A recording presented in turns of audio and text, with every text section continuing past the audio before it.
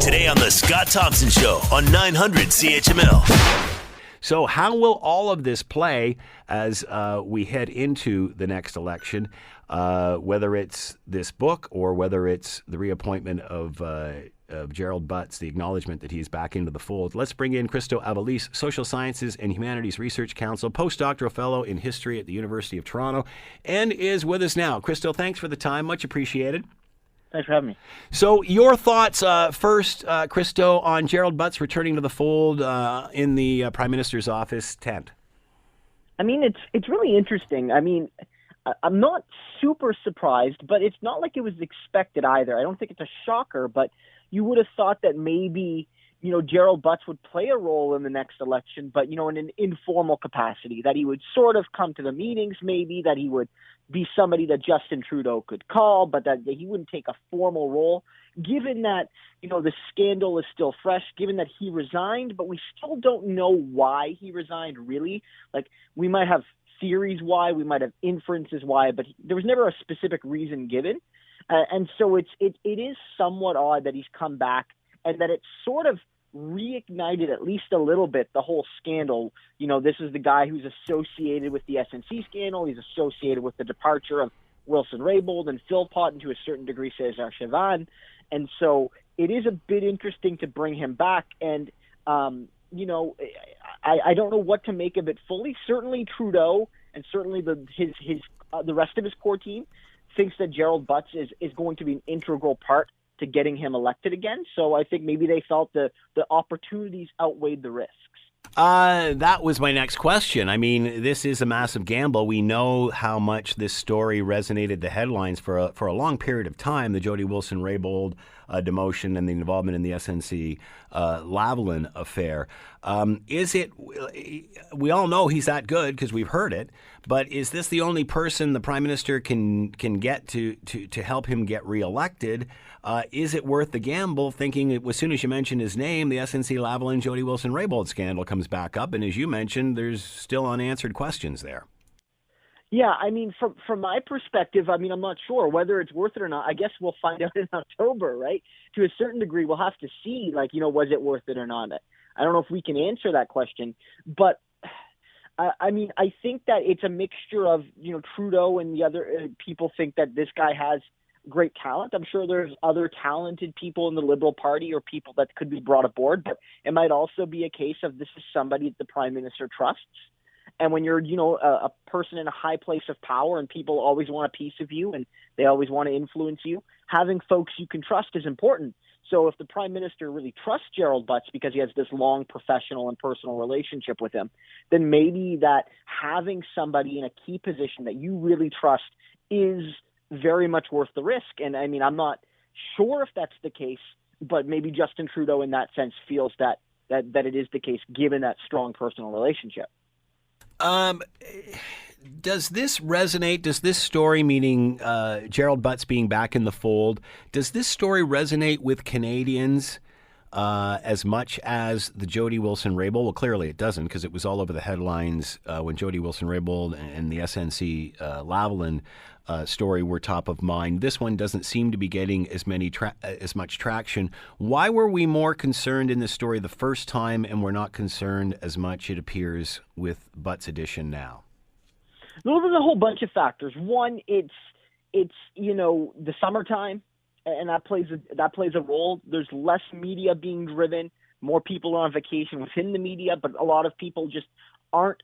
It's not frame of mind right now. A lot of people are sort of resting up on politics because they know that, come say Labor Day or a little bit before, depending on when the election's called, it's going to be, 2 months of nonstop politics on the radio, on TV, on the internet, on Facebook, on Twitter, on Instagram, and on and on and on. So I think that's part of it. I think another factor is that, with at least when this scandal first broke, there was also the apparatus around it. There were the committee hearings.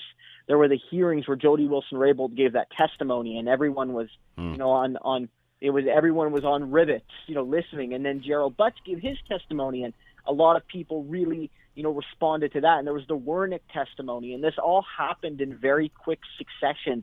And then there was a bunch of mystery about why did Gerald Butts resign. Like, did he do anything wrong? And he never really claimed to do anything wrong. So the whole question is, well, why is he resigning if he did nothing wrong? So either he's resigning because he did something wrong and we don't want to talk about what it is, or he's resigning as a fall guy, but then what's he falling for and who is he falling for? And then, so that's the whole bunch of questions. Him coming back matters, and of course we're talking about it today and other people have talked about it.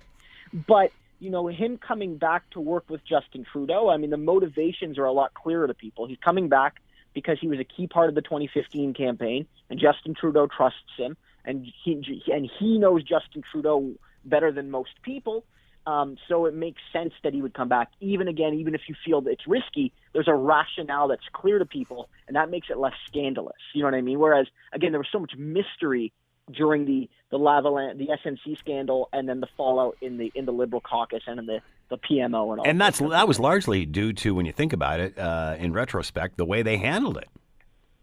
No, yeah, certainly. There was whether or not, and I mean, we don't have a crystal ball, but I kind of feel like if the Liberals would have almost admitted to the fact that, look, we're playing favorites with corporations, we're doing this to help SNC because they're a corporation that has a lot of good Canadian jobs in Quebec, but not just in Quebec, and we're doing it for them, and I know this may look icky, but we're doing it. Right. And they wouldn't be the first government, liberal or conservative, federally, to have done that, nor will they be the last, because I can guarantee you that, Andrew Scheer will face similar and people will say, well, Andrew Scheer will play favorites with the dairy industry, for instance. And there's always accusations of prime ministers playing favorites with companies or industries or using regulations to benefit them politically and their party politically. And I think owning it probably would have created a scandal, but maybe not to the same extent. And it wouldn't have, because the secrecy got everyone to pay attention. Right. And then when the bombshell blew up, we were all looking. So, Whereas, Christo, do you think this was less about SNC-Lavalin and Jody Wilson-Raybould and that whole ordeal, and more about the fact that it looked like we had caught the Prime Minister not telling the truth or in a lie, hence the Maclean's headline cover with imposter underneath it? This was less about those issues and more about he wasn't the man that everyone thought. Well, I think to a certain degree. I think it's less about the mechanics of the SNC scandal, a.k.a., Justin Trudeau is putting his finger on the scale for a company. Because, again, right. Canada was founded by prime ministers and people putting their fingers on the scale for railway companies. That's as Canadian as the Mountie and hockey and maple syrup is corporate patronage by our prime ministers. That it's Canadian history. But the reality is that I think it hurt Trudeau because he did try to hide it. But I think the Wilson-Raybould thing hurt more because it struck at this identity Trudeau had, this identity that, he was going to diversify his cabinet, and not just with token appointments, but to bring in women and racialized people and Indigenous people, because they're going to challenge the way politics have been done. And that's one of the reasons why you want to bring in people who never would have been able to be in cabinet 30, 40, 50 years ago. They do politics differently. So the fact that Butts is back and Jody Wilson-Raybould and Jane Philpott aren't, is that resonating? I don't know. I mean, to me, it does signal that, maybe Trudeau feels that, the old way is the better way. Maybe it wasn't real change as much. Maybe, getting rid of two female cabinet ministers, one of whom was Indigenous, and ensuring that, the old boys club is more or less intact is maybe a sign that Justin Trudeau is governing much like a traditional liberal or conservative, prime minister would. And I mean, Canadians might be okay with that, but that's not Trudeau's image. And I think, again, when you talk about the imposter, I think that's where it came from. This idea that Trudeau's image is suffering. And it was also with the SNC scandal. It was also related to, Trudeau said he was doing this to protect jobs, yet we know in Hamilton that, the government has done nothing to protect, the pensions of steel workers, while, the company CEOs have taken their bonuses. You could say the same thing for Sears workers who have been left out in the cold while CEOs have reaped in their bonuses. So, it was all of these hypocrisies and the striking at the image. It's less about SNC, and it's more about Justin Trudeau's image as doing politics differently that hurt him. Christo Avalise is with us. That's where the imposter thing comes from, I think. Christo Avalise is with us from the University of Toronto. Christo, surprised we haven't heard from Jody Wilson-Raybould or Jane Philpott on Butts being back. Obviously, Jody Wilson-Raybould's announced that the book's coming out, but I'm surprised we haven't heard anything about Butts in particular. Not really. I wonder if one, maybe they have nothing to say. Like, they've felt like they've said what they need to say, and like what's been said's been said. Maybe that's part of it. If you're thinking maybe more cynically, more tactically, maybe they feel, as I've noted, and as you've likely noted before, the summer is a doldrum for media coverage and media interest from the public. And so taking your shot in the middle of July maybe isn't the time to do it. And maybe Jody Wilson-Raybould feels that this will be better an accompaniment to when her book launches. One, it'll probably help sell the book. But two, the book's coming out kind of within that general election period. And as such, maybe taking her criticisms of Gerald Butts and Justin Trudeau for that time is a better tactical use. Because, again, if she goes after Butts now, even if it's effective, she sort of used that round. She shot that bullet, right, and she can't really put that back in the chamber. She can try again, but it'll lose its effectiveness. So I think that the timing, if they're going to criticize the return of Gerald Butts, I don't know if this is the best time for it, politically. In a press release, it says about the book, urges us to build upon the momentum already gained and they're on the reconciliation journey, or else risk hard-won progress being lost. Do you think this book will in any way be incriminating to the Liberals? How do you think they feel about this, knowing that it's coming? I mean, I'm sure that they're not happy about it. I think Wilson-Raybould's whole narrative has been that, she was actually very encouraged by the narrative of the Liberal campaign because, again, she's not a long-time political operative. Again, that was her first election win. She doesn't really have a lot of connection to party politics. It's not like she's been, a Liberal riding association president before this. And I think she felt that whether it was on Indigenous issues, she's talked a bit about electoral reform, she sort of feels that this government, once they got into power, sort of backed away from the things that gave them power. And she feels that, maybe the values that they ran on still have value, but they're at risk of losing it because of, a return to cynical politics and what have you. And I think her narrative is going to be, if you elect independent MPs like me, I can keep that flame burning in Parliament and hold, whether it's a Liberal or Conservative or NDP government, I can hold them accountable to that vision that we all want. I think that'll be her argument. And in terms of direct crimination, I'm not sure. We'll have to read the book.